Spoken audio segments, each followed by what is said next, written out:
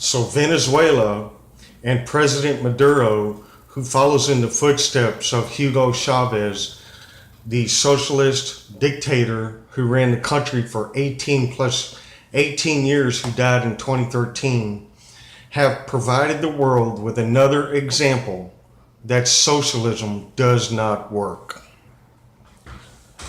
Recently, the news cycle has provided us with pictures of dozens of people dying in protests since April. Massive protests have broke out across the country, and there's a couple of reasons why. Venezuela is split up into groups. A Chavistas group who support the continuance of social programs provided by the oil-rich country's revenues from the oil, and others who oppose it. Now, Venezuela has depended upon 95% of its export revenues to finance these generous social programs who have brought thousands upon thousands of Venezuelans out of poverty, only to send them back into poverty. It was reported that over 1 million Venezuelans received homes through these generous social programs, to include education programs, job programs, and other social welfare programs.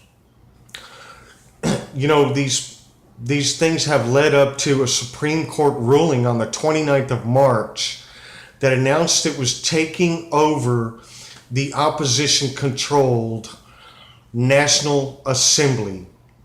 Now, the National Assembly says that it is undermining the country's separation of powers, and the court says that the opposition disregarded court rulings and was in contempt. 3 days later, the Supreme Court reversed the ruling. That's one of the reasons why you've seen a lot of protests lately, to include the utter starvation of its citizens. Now, there's a lot of things that led up to this, but I want to lay out as three of the main things that the opposition is asking from the country right now. In early April, the opposition asked the country for the removal of the Supreme Court justices who made the ruling saying that they were taking over the National Assembly. They were calling for general presidential elections in 2017, which are not due until December 2018. They're asking for the release of all political prisoners and the import of medications which will help support the shortages that have been caused by their socialist programs and internal medications. In response to this, President Maduro announces he will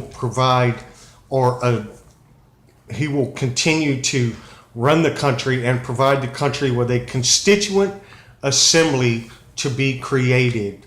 Now, the opposition is claiming that that is just another way for him to seek a dictatorship.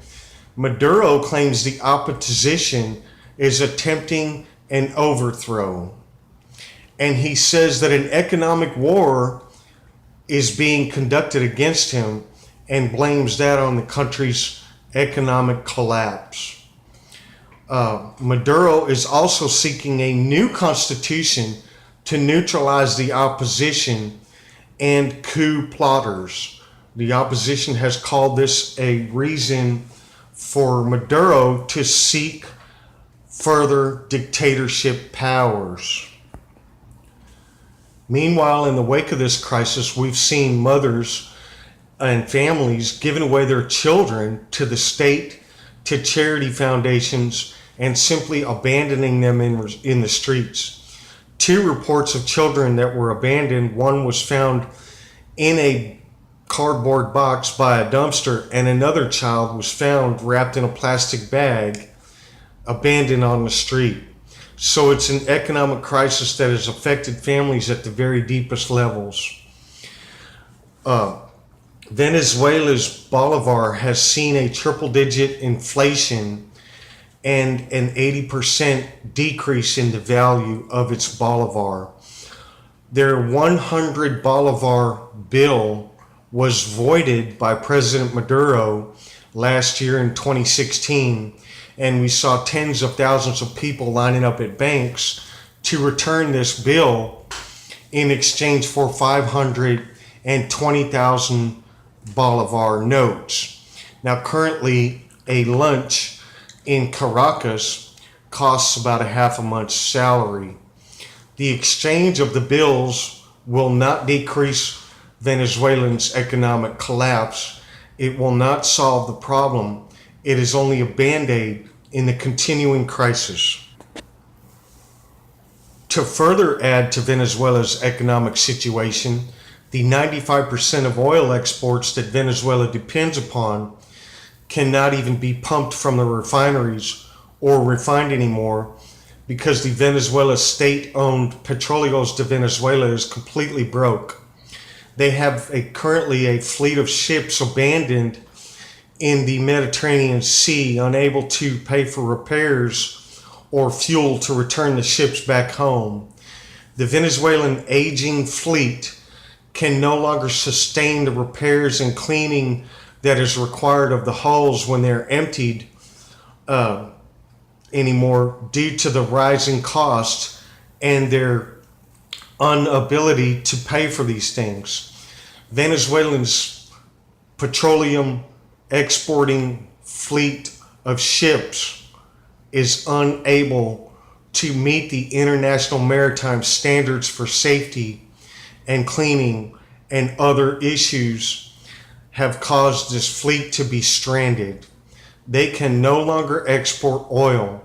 Venezuela is so broke that they are receiving and buying a subsidized amount of oil from the United States.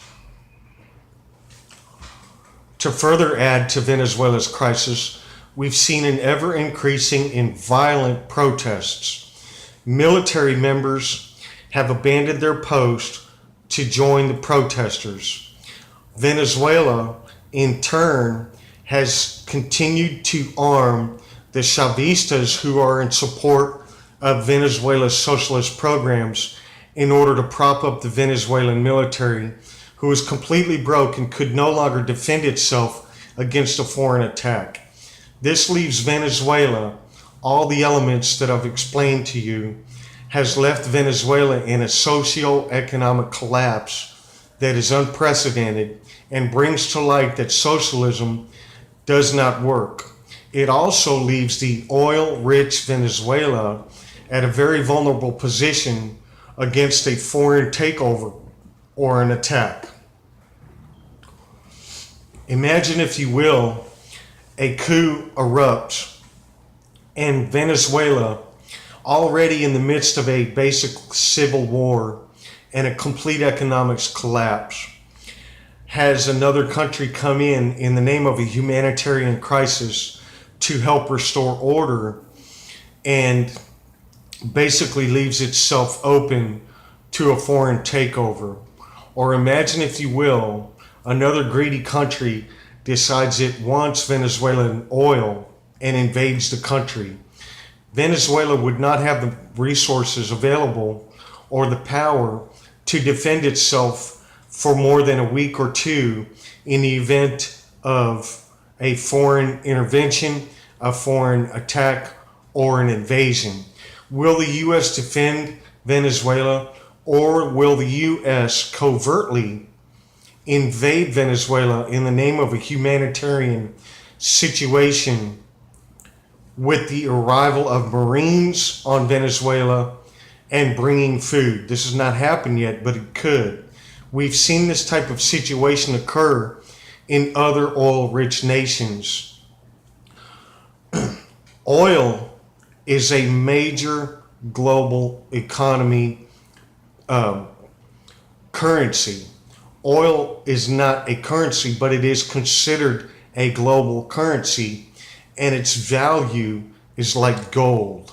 Venezuela has got millions and millions of barrels, to include untapped oil deposits. They are right now at the most vulnerable they have ever been in their current economic and social situation. This is of grave concern to the American government and the surrounding countries who could not also defend themselves if a major power decided to invade.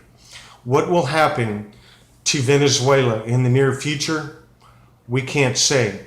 But what we can say is that the continuing collapse and social unrest will continue to rise, and Venezuela and President Maduro has no solution in sight. So I hope you enjoyed this report. I hope it brings to light the situation in Venezuela and further illuminates the fact that socialism is a failed policy and has failed all over the world and is continuing to fail in Venezuela, leaving them in a completely vulnerable situation. So my name is Johnny Jetrod, and I've been reporting for you. If you want to become a supporter of my channel, click on the link below. I have Patreon and PayPal. It's your choice. You can support the channel. But please share this report, give me a thumbs up, and make a comment in the section below. You can share any of my content from any of my YouTube. It's fair and free. I hope that you really enjoyed this program. I hope that you continue to support my program, and I hope you continue to tune in. So I just want to say thank you, America.